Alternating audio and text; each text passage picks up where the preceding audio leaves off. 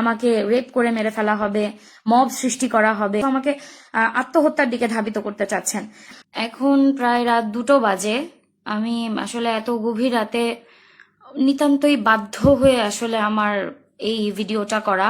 আমি যখন রোগীটাকে হাতে পাই, বাচ্চাটাকে আমি যখন হাতে পাই, আমার রুমে আমি, বাচ্চার মা, বাচ্চা এবং আমার 2জন অ্যাটেন্ডেন্ট সবাই উপস্থিত ছিল, এবং বাচ্চার মা এবং বাচ্চার সঙ্গে আমার কি কি কথোপকথন হয়েছে এটার 2জন উপস্থিত সাক্ষী আছেন। আমি নিজে একটা মেয়ে সন্তানের মা।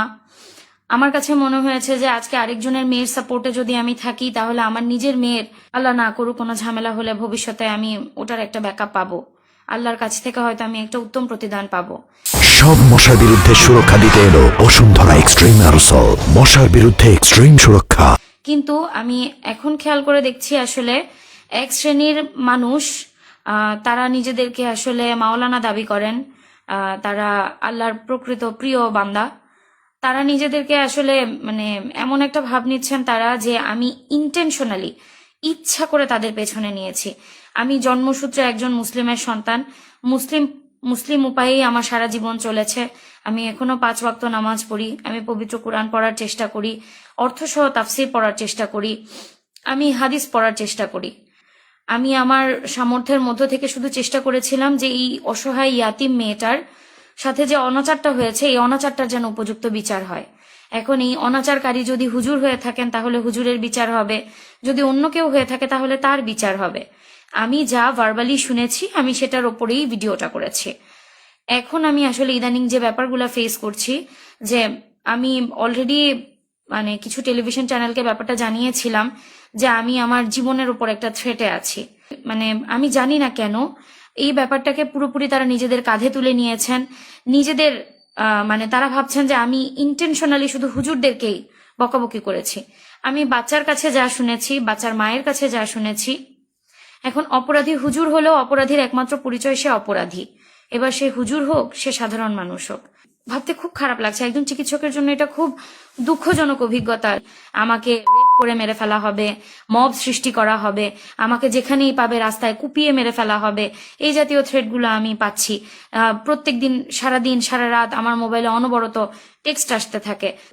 আমি শুধু চেয়েছিলাম যে আমি হকের পক্ষে যদি থাকি, অন্তত আল্লাহর কাছে আমি জবাবদিহিতা করতে পারবো। আল্লাহর কিয়ামতের দিন আল্লাহর কাঠগড়ায় দাঁড়িয়ে আমি অন্তত বলতে পারবো যে আল্লাহ, আপনার এই বান্দা ন্যায় বিচার পাওয়ার কোনো সুযোগ তার ছিল না, আমার কাছে যেটুকু সুযোগ ছিল আমি সেটাকে কাজে লাগানোর চেষ্টা করেছি আপনার এই বান্দার জন্য। আমি এখন হাড়ে হাড়ে বুঝতে পারছি আসলে কেন বাংলাদেশে কোনো অপরাধের বিচার হয় না, অপরাধের এগেনস্টে কেউ কেন আওয়াজ তোলে না। চোখে আমার আয়না চলে আসছে, আমার সামনে আয়না দিয়ে দেখিয়ে দেওয়া হয়েছে। মানে এখন আমি এমনও একটা থ্রেট পেয়েছি যে আমার কাগজপত্র ভুয়া, আমার বিএমডিসি লাইসেন্স নাকি ভুয়া, আমার ট্রেনিং নাকি ভুয়া, এগুলো সবকিছু নিয়ে তারা নাকি বিএমডিসিতে যাবেন, তারা বিভিন্ন ডক্টরদের কমিউনিটিতে পোস্ট করবেন, তারা আমাকে মানে পাবলিকলি ডিফেম করার যতটুকু আছে, মানে এখন তারা কাইন্ড অফ আমাকে আত্মহত্যার দিকে ধাবিত করতে চাচ্ছেন। আমি একজন মুসলিমের সন্তান, আমি শেষ পর্যন্ত মানসিকভাবে শক্ত থাকতে চাই, কিন্তু আমাকে এভাবে হ্যারাস করতে থাকলে আসলে আমি কতদূর শক্ত থাকতে পারবো আমি জানি না। আমি বুঝতে পারিনি যে হক চাইতে গেলে বা অন্যায়ের বিপক্ষে কথা বলতে গেলে আসলে নিজের পরিবারকে পুলসিরাতে দাঁড় করিয়ে দিতে হয়, এটা আমার জানা ছিল না। আমি এখন চাইবো মাননীয় প্রধানমন্ত্রী, আপনি আমাকে একটু দয়া করে সাপোর্ট দিন, একটু এদেরকে প্রতিহত করার চেষ্টা করুন, সত্যটা যত দ্রুত সামনে আসে। অপরাধী কেন এখনো পুলিশকে ধরা দিচ্ছে না? অপরাধী পুলিশকে ধরা দিক, বাচ্চাটার জন্ম হোক, আমরা ডিএনএ টেস্টের জন্য অপেক্ষা করি, ডিএনএ টেস্ট আসুক, ডিএনএ টেস্টই প্রমাণ করে দিবে। এবং আমি এখনো এটা বলে যাচ্ছি যে যদি আমার কখনো আমি এমন পাই যে ডিএনএ টেস্টে আসলো যে হুজুর এখানে দোষী না, বাচ্চার মা এবং বাচ্চা আমাকে মিথ্যে কথা বলেছে, আমি পাবলিকলি ক্ষমা চাইতে বাধ্য। আমি তাদের শোনা কথায় বিশ্বাস করেছি, শোনা কথায় বিশ্বাস করে আমি না, শুধু আমার সঙ্গে আমার 2জন অ্যাটেন্ডেন্ট ছিলেন, তারাও সবকিছু শুনেছেন।